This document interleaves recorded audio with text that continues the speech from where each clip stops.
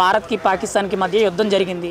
యుద్ధం అనేది cease fire అనే ఒక ఒప్పందంతో అమెరికా అధ్యక్షుడు ట్రంప్ మధ్యవర్తిత్వం చేసి భారత్కి పాకిస్తాన్కి మధ్య యుద్ధం ఆపారు.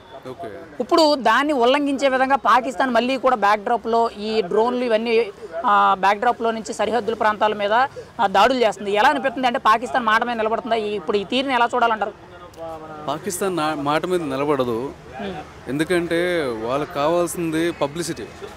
ఏంటంటే ఒకవేళ మాట మీద నిలబడి అక్కడ కానీ కాల్పులు కానీ ఆపేస్తే అక్కడ పాకిస్తాన్లో ఉన్నటువంటి గవర్నమెంట్కి ఈ ఆర్మీకి ఎటువంటి సంబంధం ఉండదు. రెండు టోటల్ డిఫరెంట్ అనమాట. గవర్నమెంట్ చెప్పేదేమో ఒకటి, ఆర్మీ చేసేది ఒకటి ఉంటుంది. ఈ గవర్నమెంట్ ఏం చేస్తుంటే ప్రపంచానికి ఒక మాట చెప్తుంది, ఆర్మీ ఏం చెప్తే దానికి వ్యతిరేకంగా చేస్తుంది. అక్కడ అలా ఎందుకు చేస్తుందంటే అక్కడ జరుగుతుంది ఏంటంటే ఇదే పరిపాలన జరుగుతుంది. ప్రజలు ఆర్మీ అండర్ కవర్లో ఉండాలి, అంటే ఆర్మీ చెప్పినట్టు చెప్పు చేతుల్లో ఉండాలని వాళ్ళు చెప్తూ ఉంటారు అనమాట. అంటే ఒక మాట మీద నిలబడలేకపోతున్నారంట గవర్నమెంట్ ఆర్మీ రెండు కలిపి. ఒక్క మాట మీద నేను చెప్పాను కదా, గవర్నమెంట్ అనేది ఇప్పుడు ఏంటంటే ఇప్పుడు గొడవలు అంటే ఎలా ఉంటాయి, పెద్దోళ్ళని నువ్వు మాట్లాడరా అని చెప్తారు, వీళ్ళు మాత్రం అంటే కంటిన్యూ చేస్తూ ఉంటారు గొడవలు. అట్లాగే ఉంటుంది వాళ్ళ దుస్థితి అనేది. వాళ్ళు అసలు లైక్ పెద్ద గవర్నమెంట్ లాగానో లేకపోతే ఒక ప్రొఫెషనలిజంగానో వాళ్ళ పరిపాలన అనేది సాగించరు. వాళ్ళు ఖచ్చితంగా మేము సపరేటు, గవర్నమెంట్ సపరేటు, ఆర్మీ ఎక్కడ తోపు అని నిరూపించుకోవడం కోసం ఖచ్చితంగా మాట అనేది వాళ్ళు నిలబెట్టుకోరు. ఒకవేళ వాళ్ళకి ప్రమాదకరం ఉంది అంటే వీళ్ళు ఇక్కడ యుద్ధం చేస్తూనే ఉంటారు. పైగా వీళ్ళకి ఇక్కడ ఈ ఆర్మీకి ఎక్కడైనా ప్రమాదకరం ఉందంటే వెంటనే అక్కడ గవర్నమెంట్ ఉంది కదా, నువ్వు వెళ్ళి మాట్లాడుతూ ఉండు అని చెప్పి మళ్ళీ వాళ్ళని పంపిస్తారనమాట. అది జరుగుతుంది అక్కడ. ఓకే, ఇప్పుడు సీజ్ ఫైర్ అనే ఒప్పందానికి మోడీ గారు అంగీకరించడం వల్ల చాలా మంది కూడా మోడీ గారిని వ్యతిరేకిస్తున్నారు. మీ అభిప్రాయం ఏంటి? ఆయన ఇప్పుడు ఏదైతే ఒక నిర్ణయం తీసుకున్నారో ప్రస్తుతానికి మన సైడ్ నుంచి యుద్ధం ఆపడం అనేది ఎంతవరకు కరెక్ట్? మోడీ గారి అభిప్రాయాన్ని మీరు ఏకీభవిస్తారా లేదా వ్యతిరేకిస్తారా? యుద్ధం ఆపడం అనేది ఇప్పుడు ఫర్ ఎగ్జాంపుల్ బ్రో, యుద్ధం అనేది జరిగిపోతూ ఉంటే మనకు బ్యాకప్ ఉండాలి కదా. మేబీ ఇక్కడేమో ప్రపంచ సుందరిల పోటీలు జరుగుతున్నాయి తెలంగాణలో, అలాగా మనకు ఓన్లీ యుద్ధం మీదే కాన్సన్ట్రేషన్ చేయలేరు కదా. మరి దేశ పరిపాలన ఏమైపోద్ది? యుద్ధం మీదే కాన్సన్ట్రేషన్ చేసి ఈ ప్రధానమంత్రి మొత్తం యుద్ధం మీద కాన్సన్ట్రేషన్ చేస్తూ యుద్ధంలో ఏం జరుగుతుంది అని లైవ్ షోలు అయినా చూసుకుంటూ కూర్చుంటే దేశంలో ఎన్నో సమస్యలు ఉన్నాయి. మనది ఫుల్లీ డెవలప్డ్ కంట్రీ కాదు కదా. సో 100% ఖచ్చితంగా ఇక్కడ ఆయన అన్నిటి మీద అతను ప్రతిస్పందించాలి. కాబట్టి యుద్ధం అనేది కొంతకాలం ఆపడం అనేది నా దేశం మంచిదని నేను అనుకుంటున్నాను. మరి ఇప్పుడు సీజ్ ఫైర్ ఒప్పందంలో మోడీ గారి తరపు నుంచి ముఖ్య డిమాండ్ వచ్చేటప్పటికి పీఓకే ఏదైతే ఉందో, పాక్ ఆక్రమిత ప్రాంతం ఏదైతే ఉందో దాన్ని కలుపుకోవడం, ముఖ్యంగా ఉగ్రవాదులు అధ్యక్షులు ఎవరైతే ఉన్నారో వాళ్ళందరినీ కూడా మన దేశానికి అప్పచెప్పాలని చెప్పి కొన్ని డిమాండ్స్ అయితే వినిపిస్తున్నాయి. అవి కరెక్టేనంటారా? ఇంకా ఏమైనా డిమాండ్స్ కావాలంటారా?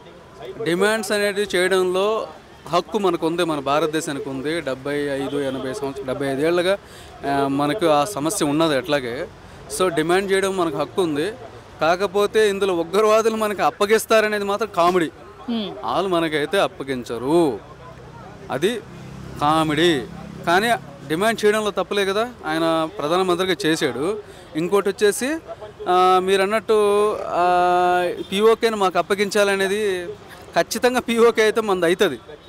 కొంచెం అటు ఇటుగా ఈ యుద్ధం ముగిసే లోపల నోట్ చేసుకోండి, పీఓకే మంది ఖచ్చితంగా అవుతుంది. మోడీ గారిని చాలామంది కూడా యుద్ధం ఆపేసినందుకు వ్యతిరేకిస్తున్నారు. ముఖ్యంగా కాంగ్రెస్ పార్టీకి సంబంధించిన చాలామంది కూడా దేశవ్యాప్తంగా నాయకులు వీళ్ళందరూ కూడా వ్యతిరేకిస్తున్నారు. అంటే మోడీ చేతకాని యుద్ధం చేస్తున్నాడు, ఏదో పాకిస్తాన్తో సంప్రదింపులు జరుపుతున్నాడు తప్పితే పూర్తి స్థాయిలో ఎక్కడ చేయలేకపోతున్నారు. గతంలో ఇందిరాగాంధీ గారు పాకిస్తాన్ వాళ్ళు ముక్కు నేలకు రాసి మరీ యుద్ధం చేశారు అనేటట్టు కొన్ని వైరల్ చేస్తున్నారు వార్తలు. దాని మీద మీ అభిప్రాయం ఏంటి? మోడీ గారు తీసుకున్న నిర్ణయాలు ఎంతవరకు కరెక్ట్? ఇప్పుడు ఆయన చేయగలుగుతున్నారా?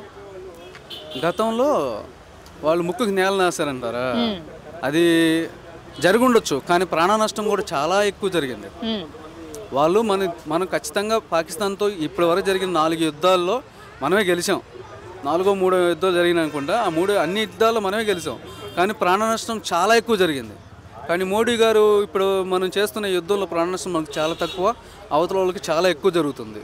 అలాగే ఫైనాన్షియల్గా కూడా వాళ్ళని బాగా కుంచేశాడు.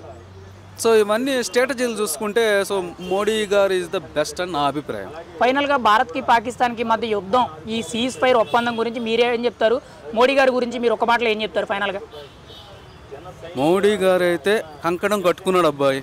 ఏంటంటే పీఓకే మాది, పీఓకే మాకు ఇచ్చేయాలి, లేకపోతే మీరు ఫైనాన్షియల్గా కావచ్చు, ఖచ్చితంగా ఫైనాన్షియల్గానే మన వాళ్ళు అటాక్ చేస్తుంది. నాకు తెలిసి పాకిస్తాన్ ఆక్యుపై చేయాలో లేకపోతే పాకిస్తాన్ ప్రజలను ఇబ్బంది పెట్టాలనే ఆలోచన మనకు లేదు, మన పిఎంకి కూడా లేదు. మన భూమిని మాకు ఇచ్చేయండి, లేకపోతే మాకు ఇదే సమస్యలు మళ్ళీ మళ్ళీ మళ్ళీ మళ్ళీ తిరుగుతూ ఉంటుంది అని దీని కాన్సెప్ట్. అదే ప్రపంచ దేశాలన్నిటికీ చెప్తున్నాడు. సో మీరు కూడా సపోర్ట్ చేయాలి అని చెప్పి కూడా ఆయన అంటున్నాడు. ఖచ్చితంగా పీఓకేని మనం ఆక్యుపై చేసేస్తాం. ఆ పీఓకే గురించి ఆయన పోరాటం చేస్తున్నాడు.